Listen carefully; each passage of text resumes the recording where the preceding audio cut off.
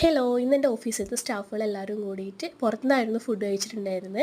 കാരണം ഞങ്ങൾ സാർ ഇന്ന് റിലീവ് ചെയ്ത് പോവുമായിരുന്നു. അപ്പോൾ സാറിന് വേണ്ടി ഞങ്ങൾ ചെറിയൊരു സെൻഡ് ഓഫ് പാർട്ടി അറേഞ്ച് ചെയ്തിട്ടുണ്ടായിരുന്നു. അപ്പോൾ സാറിൻ്റെ ഫാമിലി ആയിട്ടൊക്കെ ആയിരുന്നു വന്നിട്ടുണ്ടായിരുന്നത്.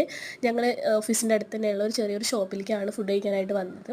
ബിരിയാണി ആയിരുന്നു എല്ലാവരും ഓർഡർ ചെയ്തിട്ട്. ഞങ്ങൾ 13 പേരുണ്ടായിരുന്നു കേട്ടോ. ബിരിയാണി അധികം ആർക്കും ഇഷ്ടമായിട്ടില്ല. കാരണം എന്താ വെച്ചാൽ ദം ബിരിയാണി ആയിരുന്നില്ല, റൈസും അതേപോലെ ചിക്കനൊക്കെ വേറെ ആയിട്ടുള്ളൊരു ബിരിയാണി ആയിരുന്നു.